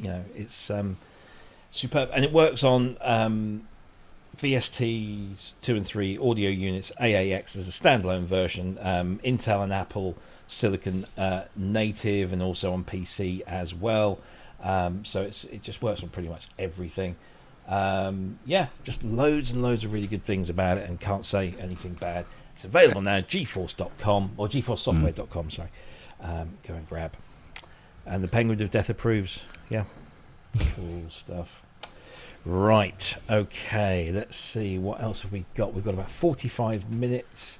I think that one's going to take a little longer than the others. Why don't we quickly mention? And I've not got the thing up here there's not many great images of this thing. However, this is a new instrument from Bjorn at... Sorry, this fly is really doing my nuts in. Right, this is from Bjorn at Full Bucket Music. Yeah, Full Bucket Music has released another wonderful free synthesizer, although I do encourage you to please go and get this and then just leave a donation. This is the Full Bucket 1, which of course for the observant amongst you is based on a Bit 01, I believe, which was an odd Krumar synthesizer, which had a kind of a very unique tone. And there it is. I've never played the original, so I have no experience with this. So let's go to our resident synth technician, Mr. Kent Spong, and tell us why we should get the software version over and above the hardware version. Because the hardware version is absolute dog crap. There you go. No. Well, there you go. Yeah, that's all you need. Yeah, it just you know, if you turn it on, it'll break it. So just don't turn it on. So go for the software every time. Have you been able to compare? No, not yet. No. Okay. No, that one's right at the back of the garage. What about you, Andrew? Did you like this one? Because I know you like some of the Full Bucket stuff. I did download this and I've had a look at it, and what surprised me is I don't particularly like the sound of it. I never did, and a pal of mine had one and I played around with it. It never ever sat comfortably in a mix as far as I could tell. But having created it as software, I don't understand why all the controls that are all the press button stuff that was on the front, which was one of the pains of operating it, why that isn't exposed as knobs and buttons so you actually have full control. But so I'm not a great fan of this. However, I did download the PS3300 from his site. It's wonderful, and this is a guy that you can just download them. If you do, give him a few quid. These things are pretty bloody good, and the PS3300. I've owned one of those buggers years and years ago before I realised what it was worth. Oh, something went wrong there. Oh, he's gone. Oh, we've lost him. I bet it was that blue bottle. Yes, yeah, the Penguin of Death. Yes, but no, he's right. I mean, Bjorn does. I mean, you look at that list down the side there. And there's just so many great things. Simulations, he's created his own synthesizers. There's effects in there. Every single one of those is completely free to download. And if you don't at least buy him a beer or something. Yeah, shame on you. But he's back. There he is. What happened? Focusrite interface. Did it again, did it? Yeah. We got the levels all right at the beginning, and now all of a sudden, every time I do anything, it's going bang. I'm just going to turn it down a little. Okay. But yes, there we go. Full Bucket Music. It is called the Bucket One. It's his latest simulation. And there you go. You just the link's already been put in the chat. Thank you, guys. Thank you to Ben, or another one of our moderators, and of course Andrew as well. So yeah, that's that one. Let me just mention this. So I just about made the show this evening because I was busy loading up the car, because tomorrow, actually, in fact, all weekend, might as well just say that, all weekend, I'm going to be here at the Centre for Computing History, which is in Cambridge, in the lovely county of Cambridgeshire, which is just down the road from me. And this is their annual 2-day event called Synthesized. It's run by the wonderful Tony Jewell on behalf of the museum. Jason, who owns the place, is an absolute diamond geezer and has this fantastic collection of computers and associated peripherals, games consoles, everything from the very earliest to the very latest, and some synthesizers as well. And such is his love of instruments, he has this 2-day event, which normally happens about this time of the year. And as you can see there, I've been there with Fairlights, and we've had PPG Waves and ARPs and all sorts of wonderful instruments over the years. And this year I'm going to be there with some FM stuff because it's 40 years of the DX7, so I thought, why not? So if you want to come down and see a semi-working DX1, hopefully it'll behave itself. I'll also be there with the TX816, with the QX1 and the RX11, so the original Yamaha computer-assisted music system, along with an FS1R, a Modi X7 Plus. I think that's about all I squeezed into the boot. I did actually think, should I bring the CE25, which was one of the pre-DX7 Yamaha FM synths, just for a little bit of history. If I can fit it in, I'll bring it. If not, I won't. But it should be a good laugh. I know that there are going to be other people there. So Bob Pearson's going to be there. He used to be the former sales director for Cheetah, so he's going to be messing around with some old vintage Cheetah gear. Liam Fretwell, who frequents the Facebook page, our Facebook page, quite a bit. He was there last year with a whole bunch of stuff. He brought his JX10. He's got a Theremin, Mini Novas, Waldorf Pulses. The museum actually has one of the last Green Gate samplers, the British sampler, which was donated by Colin Holgate, whose half of his surname is part of Green Gate. And it was a few years ago, actually, that we were lucky enough to have John Malloy of English 80s eccentric pop band Mainframe just before he passed away. So we were very lucky to have him there, telling us about how they used the Green Gate and all their stuff. Tony's obviously going to be there with him, with all of his computery stuff. Chris Strellis, again, another guy who frequents the chat rooms here and also in the Facebook page. He'll be bringing some of his vintage modal stuff, early modal stuff, and a bunch of other things as well. I think he's got Transcendent 2000 he might be bringing down. Sheila Dixon's going to be there. She does a whole bunch of she's got a fantastic YouTube channel, does a lot of stuff with SID chips.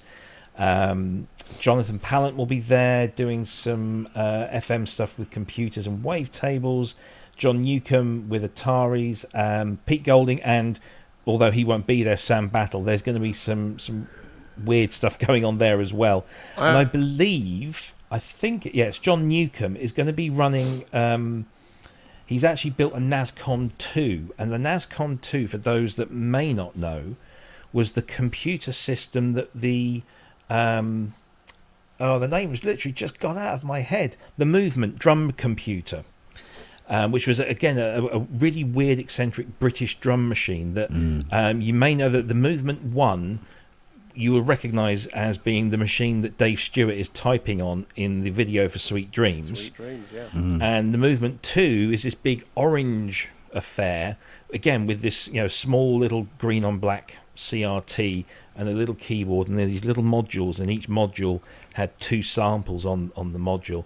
And Thompson twins were big users. Lots of quite prominent users of that. But the NASCOM 2 apparently can actually do some movement stuff, so I'm really interested in looking at that, because there's very few of those about, and almost no sample libraries anywhere. So yes, lots of people coming down, and there'll probably be more than there are listed there, and I'm going to be there for both days, so it should be a lot of fun. Come and see us. And the entry price for an adult is £10 for a day. You can bring your whole family for 28 quid for the day, and that includes not only access to synthesize, but the whole rest of the museum, which you're more than welcome to go around and play with the games consoles and the old computers that will all be running. Lots and lots of things there. So I hope to see people there. Do come up and say hi. I will have lots of hand sanitizers, because I'll be shaking lots of hands. But yeah, come and say hi. We'll see you there. Could you do me a favour whilst you're there? I've been missing an autograph from my autograph book for many years. Because you said he's going. If you could get Sid Chip's autograph, I will try. Yeah. He has his hands or pins full. Yeah, most of the time. Yeah. Good old Sid Chips. Good old Sid Chip. So there you go. Cambridge is the place to be this weekend. If you have anything, if you don't have anything better to do, come and see us there. Right. Let's. We've got 35 minutes. Let's couple of maybe not necessarily music technology. Well, not to do with sort of hardware or software. Let's get into a little bit of business and politics, shall we? But of a musical nature. So the first one I wanted to sort of kind of touch on was this news that came out of Glastonbury, which obviously was last weekend and finished.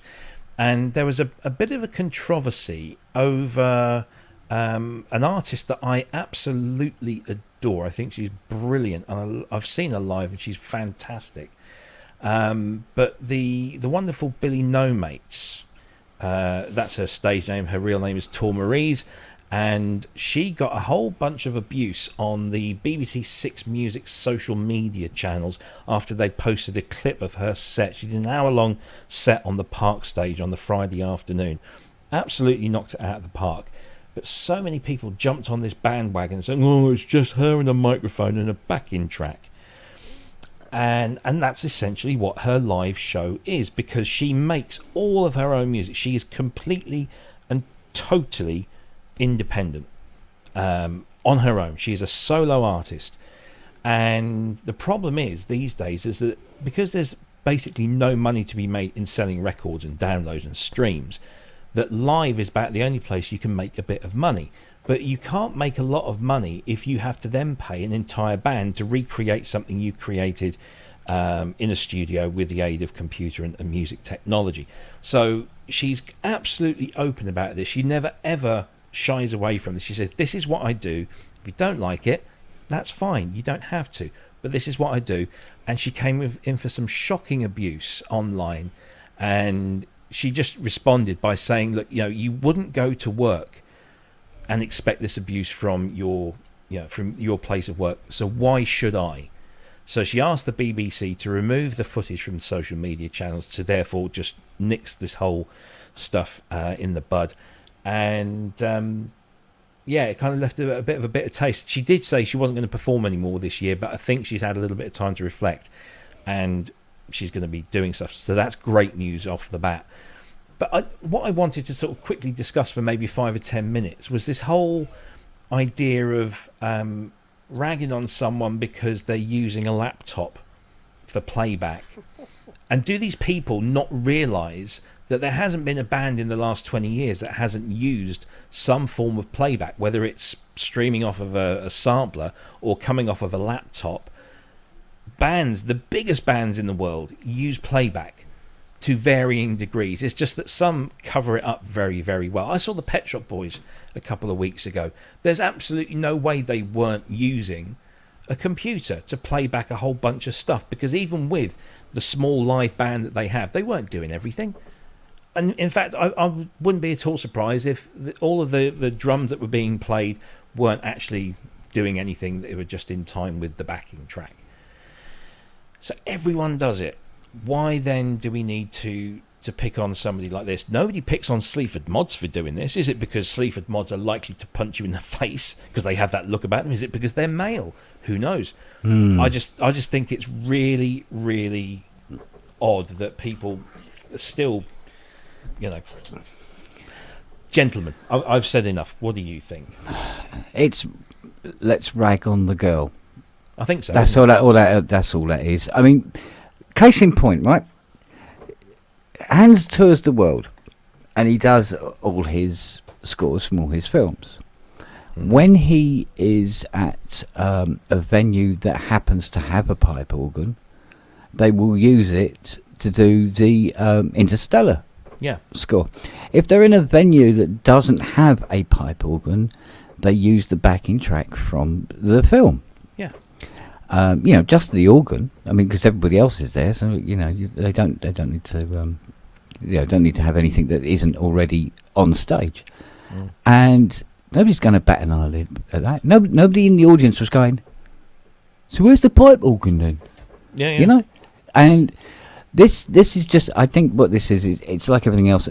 Sometimes you just get this perfect storm where you just get the right amount of arseholes on a website at precisely the same time to expand on a thread and keep it going, and then it gets known, and then it brings in other arseholes to join in. It goes, oh yeah, cool, something we can have a whinge about, because everybody else, I feel part of a group.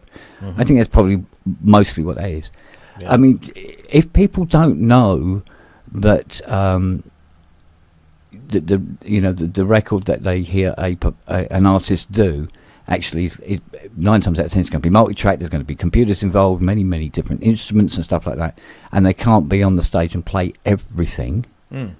Are idiots. If it's because if she came out and just did it sort of like quiet into a microphone with a guitar, did that kind of like that critiqued kind of way of doing a song, those people would be happy. Like, oh yeah, well she came on, she played, and the people. Then you have people who go, well, I wanted to hear it, as it sounds like on the record. Well, then what are you doing at the show? Stay at home and listen to a fucking record. You just can't win. No, so it's basically a storm in a teacup. She's walked away from it with class. Yeah. And sort of that's like, fuck you lot. Yeah. And yeah, it's just the usual social media bullshit. Yeah, absolutely. And it is. And I mean, there's, as you said, there's pretty much all music nowadays that's created in a studio is not impossible to recreate live, but it's difficult to recreate it live because there is so much more going on. Even if you are a band like Blur or a band like Oasis or a band like the Foo Fighters. I mean, the Foo Fighters now actually have a keyboard player, and what's he firing off? Do they? Yeah. I mean, well, if you have people that can't differentiate between what a live band does and what a recording artist does, they're idiots. Yeah, basically. I mean, I saw one comment that was like, I haven't paid £185 for a Glastonbury ticket to see somebody doing karaoke. And like, you didn't pay £185 to see somebody do karaoke. You paid £185 to camp in the field for 3 days and then pick and choose who you want to go and see. Yeah. And if you don't want to go and see Billy No Mates, who is an awesome musician, she plays all of her own instruments. She just records them in the studio on her own, produces herself, mixes herself. She's on Invader Records, which is a small label here in the UK. And she her album, if it doesn't get Mercury nominated this year, and lots of people are predicting that she will before this happened, it'll be an absolute travesty because Cacti is an absolutely stunning album. And hopefully this has given her a bit of a raised profile, but maybe with a bit of pain attached to it. And I hope that she doesn't relinquish her, the way that she does things, because I've seen her up close live. And the energy is incredible. Her voice never falters, and she is all over the stage dancing, and she's just absolutely amazing. And it's just, I was staggered by it. Andrew, what do you think? What do I think?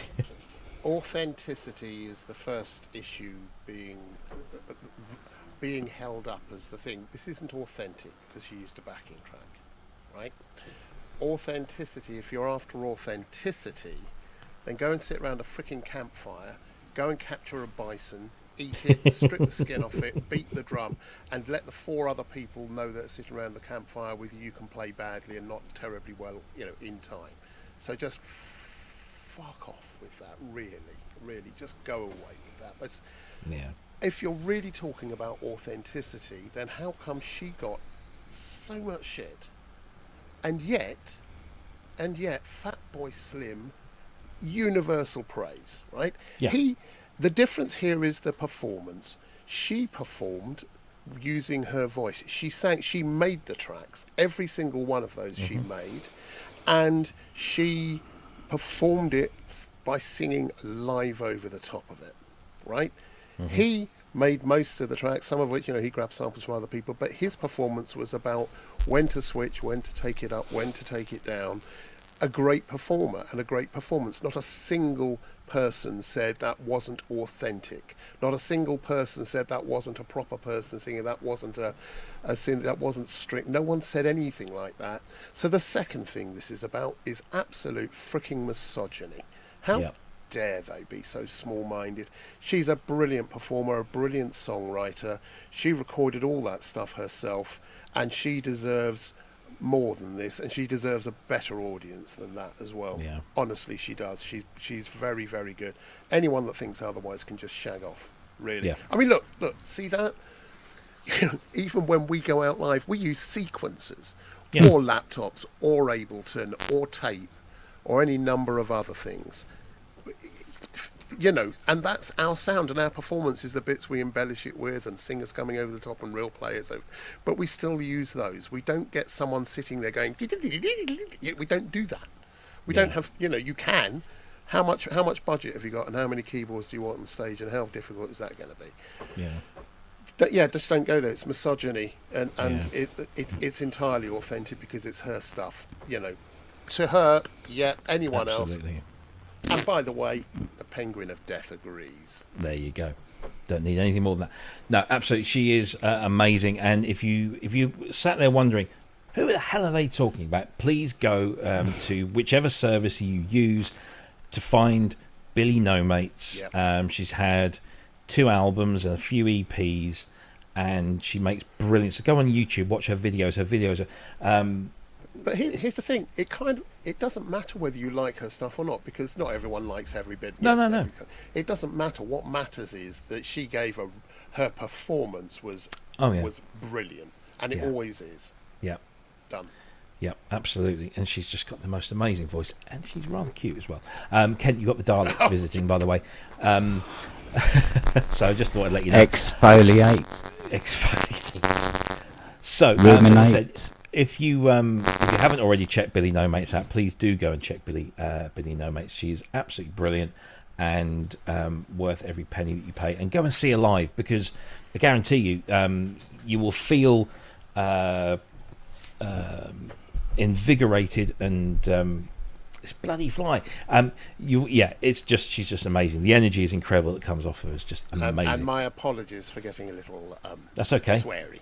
No, that's okay. Really. As Manny It was says, the Penguin of Death that did it. Frickin' Misogyny is a really good band name. So there you go. Start that one up. So we love your tour, and you just keep on being you, because it's bloody brilliant. Now then, let's see. We've done the full bucket music, so I can just get rid of that. We've done synthesized. How much? Right, we've got about 25 minutes. Can we just quickly touch on this, because there's not. I can't play this because I'll get the arse sued off of me.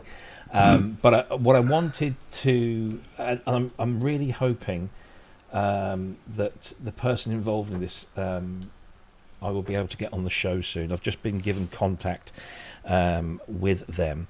So this is the news that a very rare and highly sought after missing track from the wonderful, legendary Steely Dan has finally kind of emerged like a phoenix from the proverbial.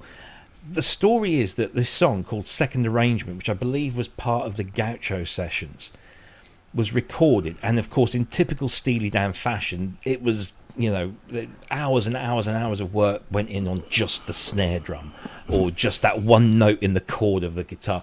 So this is how they worked. And then a young engineer went in and wiped the entire session. They literally finished the whole thing, and somebody went in and wiped the whole thing. Now, luckily, Roger Nichols, who was Steely Dan's engineer for many, many years, would always take some cassette tapes home of like rough mixes of things that he'd done during the day, and then just listen to them and then throw them into the cupboard, and they would just sit there for ages.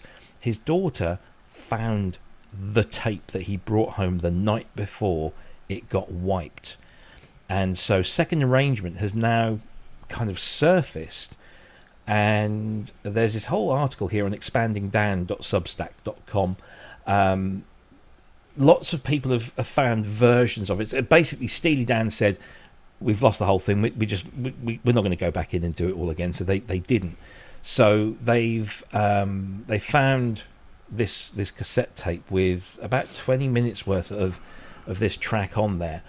And there's this wonderful story that Simsy, Roger Nichols' daughter, who's the lady that I'm hoping to get onto the show to kind of tell us this story, found this stuff as she was going through her late father's belongings, and now it's been converted. It's been because the tape was a little bit worse for wear, and there's also a DAT tape, I think, that must have been done at some later stage. But the interesting thing I thought about this, and if you go on to YouTube you can find this. Since this came out, some people have used artificial intelligence to throw in some of the missing instrumentation. I think there were some brass bits missing, and they've also managed to do an AI of Donald Fagen's voice as well to fill in just the little bits.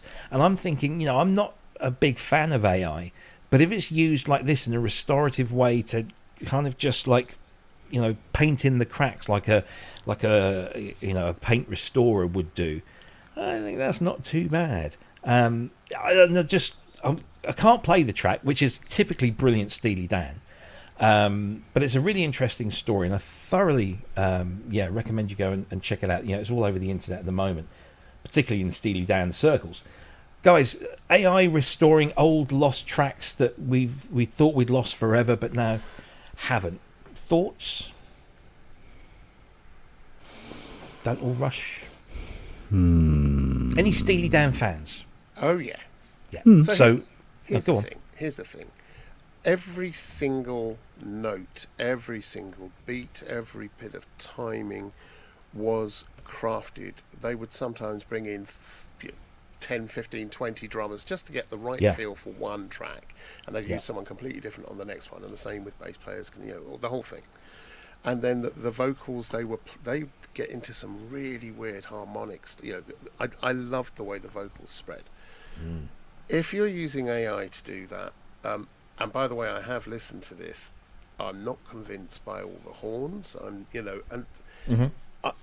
not sure. Therefore, I'm not sure if what I'm hearing, the reconstructions, the bits that were missing in the vocals, are what they should be.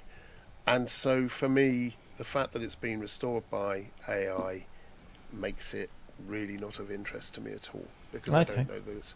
And talking of authenticity, if you're going to release a whole something, I get that people will want to do this, and we know that happened with the Beatles film. Where they were able to use AI to separate out the different voice, get rid of all the other stuff, the noise, the other noise, and just get down to the individual voices. And I get that, it's interesting, and for forensics it's great, and it revealed something that otherwise we wouldn't have known from those sessions. But to do this, especially with a band for whom every nuance is important, it's not really for me. No, and the guy that's done some of this AI work this is not an official Dan thing, but the guy has done numerous versions, and each iteration improves a little bit on the previous one, and so maybe it's it's a work in progress, and it's just a way of getting something there. I just thought it was quite interesting. It's just great to hear this track. So having said that, I've just reminded myself. Sorry, Kent, if I'm stopping you from I've just remembered there were many years ago, I did an orchestral session where we were getting close to the point where we had all the sections mic'd up separately. We were getting close to the 3 hours, and if you go over the 3 hours, you have to pay a whole new fee scale. You know, it starts getting really expensive. And we were getting close, and the musicians were often quite, shall we say, tricky then. And we could tell we were getting up to this point, and just near the middle of this arrangement, one of the horn players went and looked around, sort of, we're going to get the 3 hours. So, and at the end of the take, he said, that's fine. I can't remember who the producer was, but he said, no, it's fine. And everyone sort of, the orchestra were all looking at each other. And, well, what? No, it's fine. No, not a problem. Yeah, but I made a mistake. Which you know, no. We liked it. It added something to it. Yeah, but so they all had to go. Mm. And then the same guy bought out a really shitty Moog opus, got it roughly to the right note, and just said, on that horn section there, just punch this in. In out.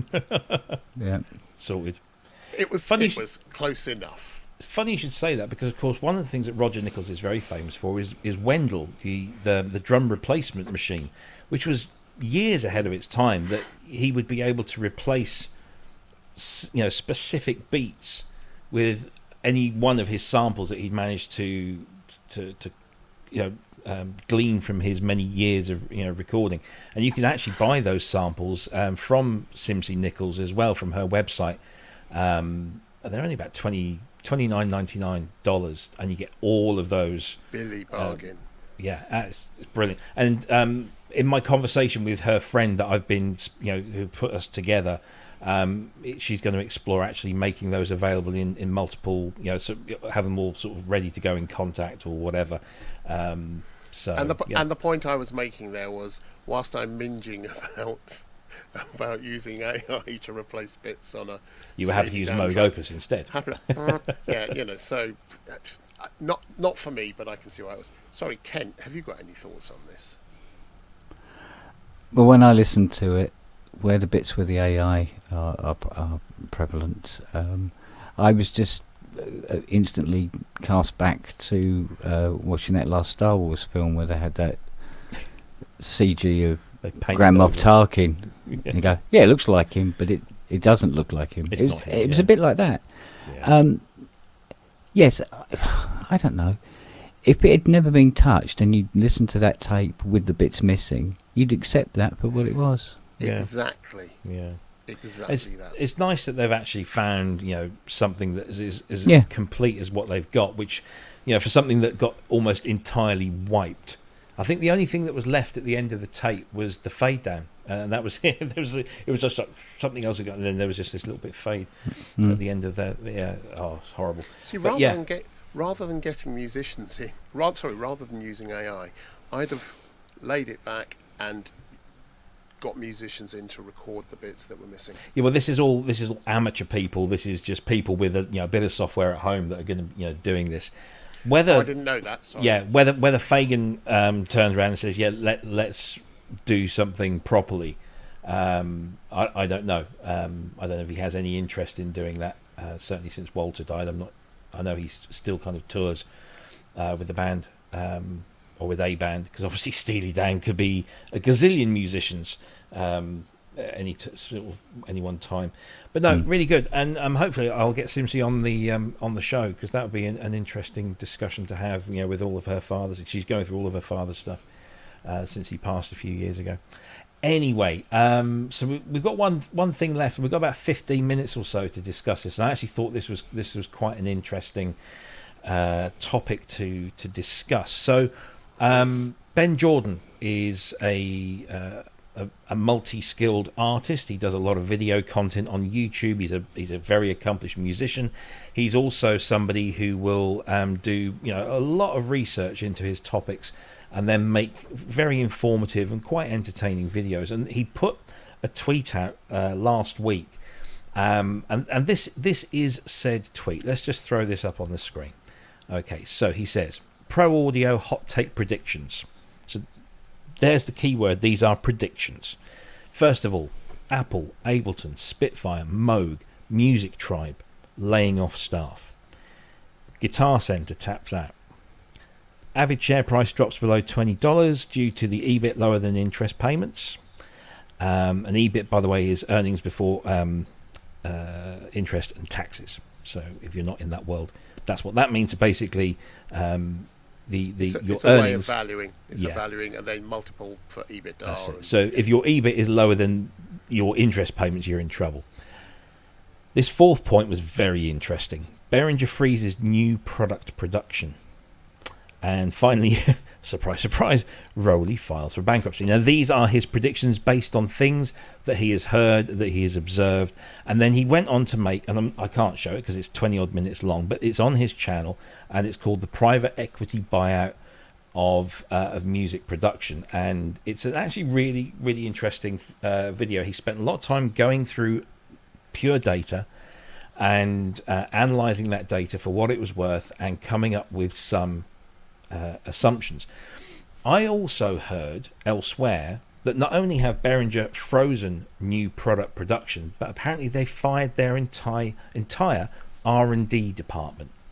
To which, of course, some of the obvious jokes were, they had an R&D department, or they're sure going to miss that photocopier now. But these are not. I mean, there was a rumor going around at Superbooth just a few months ago that Udi was looking at cashing out of Behringer. So make of that what you will. But I just wanted to kind of, we saw the other week, we spoke about it. We had Michelle on to talk about her sort of views on it as well, about In Music buying Moog Music Inc. There's a bunch of this is going on. Native Instruments are owned by a venture capitalist company who also own now, of course, Isotope and Brainworks and Plugin Alliance. There's a lot of this going on. And are we starting to see these brands and businesses being hoovered up as investments and then split off and got rid of? Or it does actually seem, and watching Ben's video, which is very interesting, it's also quite depressing.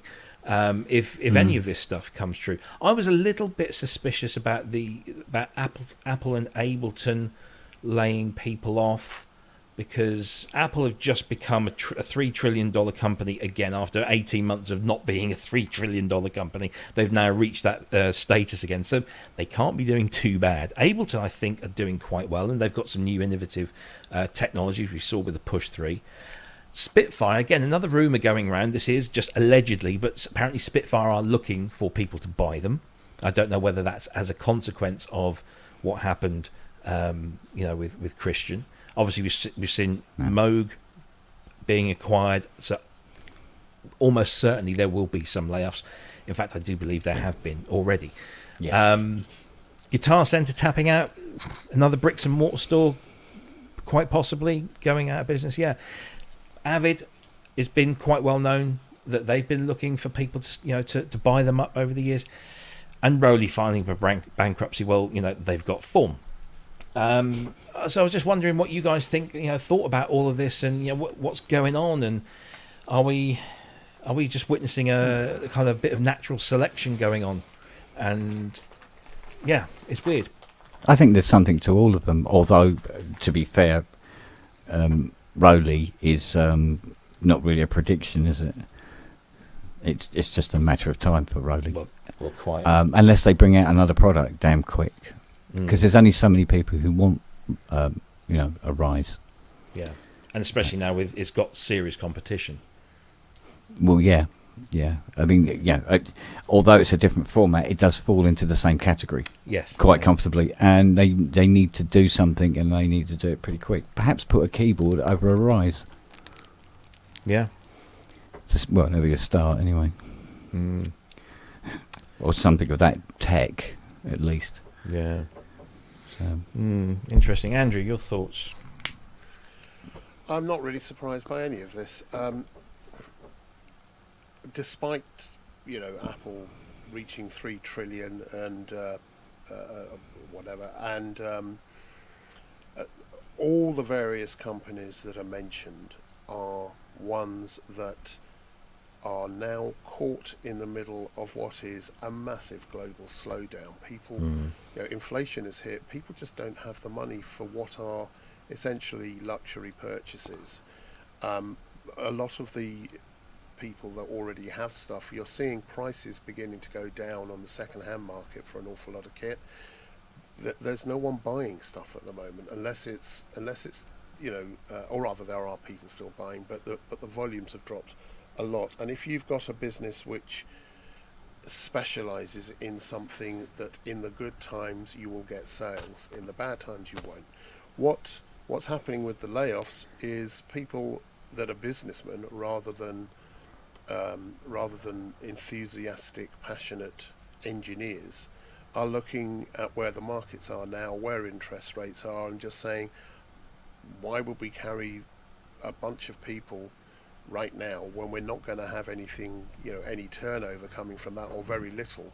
We need to just put everything into, essentially almost into hibernation, or at least as close to it as you can get, so it carries on. And in the meantime, we're not going to carry those people because we're not going to be selling anything. Why would you do that as a business? I understand why you do it as a social enterprise and whatever, but you don't do it as a business.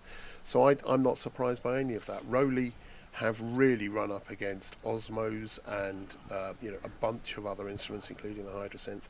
There are other controllers that are coming out. Guess what? Rowley have some fantastic software.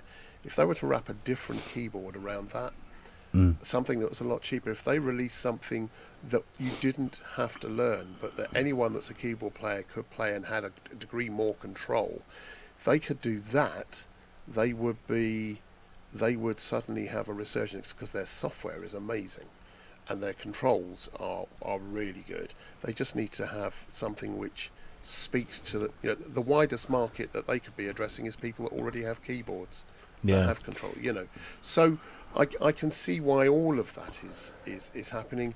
Guitar Center is it Guitar Center? Yeah. Same thing. People are just not buying. People, if you've got a guitar, it'd be nice to have the latest, Paul Smith or whatever it is.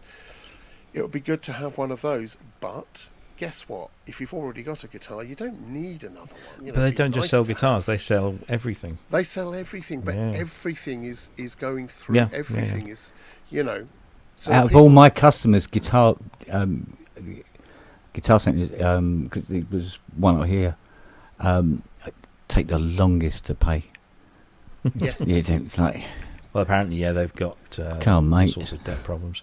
I thought that little tweet reply there, didn't Rowley already go bankrupt a few years back? Yeah, the grift that keeps on giving. Which I thought, it's amazing what you can do with booze and hookers. Yeah. I think it's a shame, because Rowley did something. They woke up the market to a new set of, a new way of controlling stuff. They rode that wave for a little while, and so I'm grateful to them for doing this and for doing the stuff they've done. But you've got to react to the market, and you've got to react to market conditions. You've got to, these are businesses. We don't get given these things. You have to go and buy them. And when do you buy them? When you got some money. Right now, is that the time? Nope.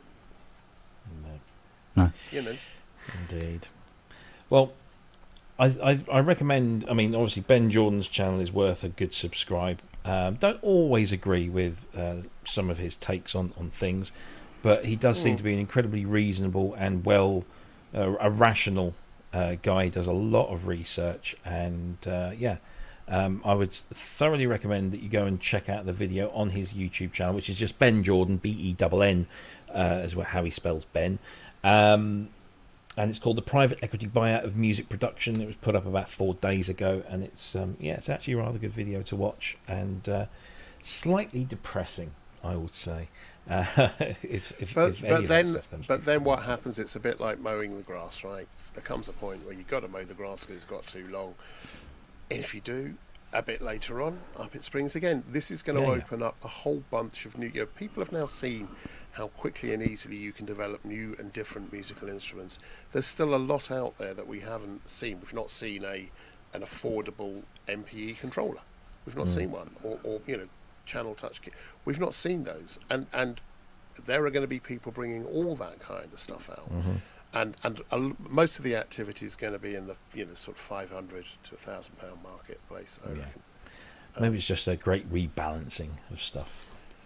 People just don't have the money. Yeah, exactly. A lot of people don't. Anyway, there you go. Just going to finish on that one from Ben's slightly depressing note. Maybe I should have chosen that one a little bit earlier in the show, but hey, it is what it is, and we are where we are. And that is the end of the show. Well, almost. Just one last thing, though. Just one last thing. So, with all this depressing thing, we all know, about the, what's going on with inflation and people not being able to afford stuff. The kind of initiatives that Rob wants to do, and I'm, doing as well.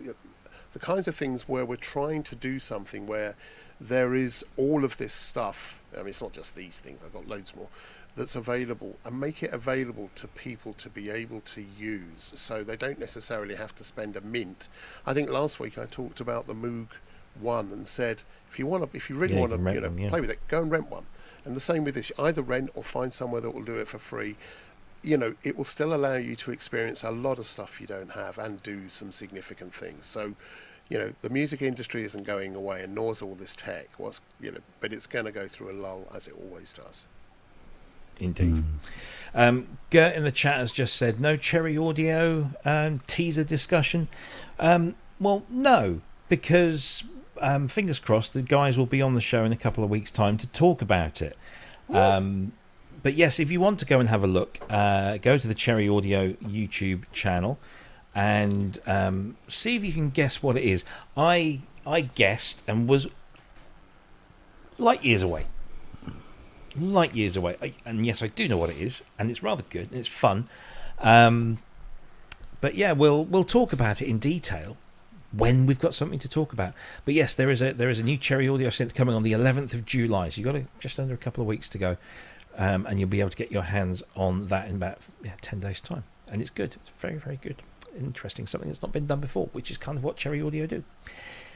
Anyway, so there you go. Maybe I've ticked that box. We have mentioned Cherry Audio. There is a donation that's just come in at the last minute from Kissing the Machine. £10, a tenner for a rant-filled evening. Bargain. Great show. Thank you.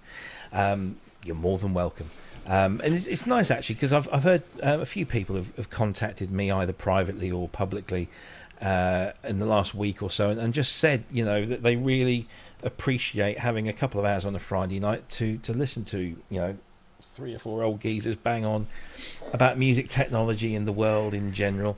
And we're more than happy to do that. And thank you for joining us, and thank you for your donations, because that keeps us able to do that. So yes, big round of applause for all of you. Oh, that was a short round of applause. A small round of applause. That's very short. You need to give us more donations. You see, let's more. give a.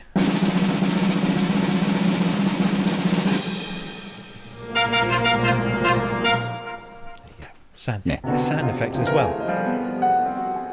Just don't do one of yours. What? No. That one.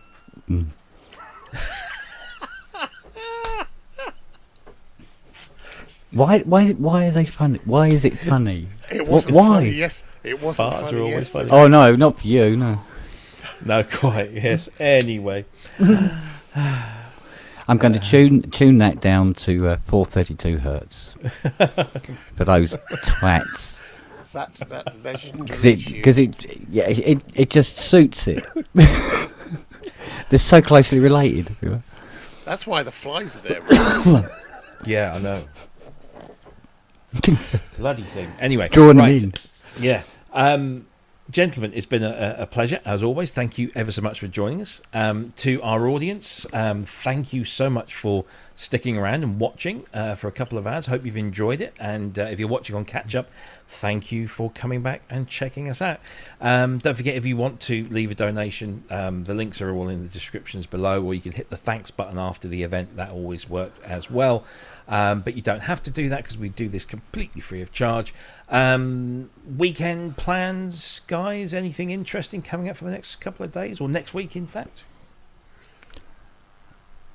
Next week, I do my balloon payment for my Osmos. Oh, of course. at last. So that should be interesting. Yes. Cool stuff. That's about it, really. Yeah. Andrew? Everything else has paled into insignificance. I've got a work experience person coming on Monday. I always enjoy that whole thing. They're in for a few days, and I always find a project for them that they, we talk about it ahead of time. We already have. We talk about something which they will be passionate and want to do, and then we create a whole project that in the time they're here they have to start and finish it. We mentor them, help them do it, but they walk away with something and they've gained a whole bunch of skills in the meantime. Nice. I love doing that. That's going to be fun. So we're doing that. I'm finishing off some videos, and over the weekend I am just going to be taking it really easy. Good. Yes, I hope you feel better, mate. Soon. Thank you. Good. Thank Good. you. I will be in Cambridge, as I said before, for the entire weekend. Yeah. Well, for the 2 days. So come and see me there, and lots of other people, not just me, but other people as well. Lots of great gear and just lots of nerding out. It's always a good couple of days, and the weather looks like it's going to be nice. Won't be cold, won't be rainy, so that's good. And then next week, I've got a friend of the show, Simon Alexander, is going to pop over and see me on Monday. We're going to try and see if we can sort out what's going on with the QX1 discs that we've got, see if we can get those to work properly ahead of some things we're doing later in the year. I'll be putting this place back together. Can you replace the discs? Can you replace it with an SSD drive or anything? You can replace it with a Gotek drive. I would recommend Chris Poacher, Magnetic Media, or CP Magnetic Media is on eBay's down in Bridgend, and he does custom fitted units for a whole wide range of synthesizers or any piece of music technology that used a 3.5 or 5.25 inch floppy drive. He will do a Gotek replacement for. The problem we have is that the discs we've got are incredibly rare, and we're not sure if the discs are faulty or whether it's my drive that's faulty. So we're getting another QX1 up here on Monday. This is why Simon's coming over, and we're going to try that and see if that works. But the disc drive seems to work on everything else. If it doesn't work, if the discs are corrupted, then we might need to see if we can get somebody to recover the data, and I think Chris might be able to do that, so we'll see. But yeah, that's going to be interesting on Monday, and then it's just regular work throughout the week, and then back here on Friday. Good luck with that. Indeed. Right, gentlemen, thank you very much indeed to all the audience. Once again, I thank you. Thanks for coming back and watching, and do spread the word, and make sure you hit that like button and the subscribe button and ring the bell and all of that kind of stuff. And we will be back same time, same place next week, which I can't remember what the date is. 7th, I think. Yeah, it's the 7th. 7th of July. Also be my birthday. So yeah, we'll be back then, and between now and then, take the greatest of care, have fun, have a great weekend, and have a really good week, and we will see you all next week. Ta-ta. Bye-bye. Ta-ta. Au revoir.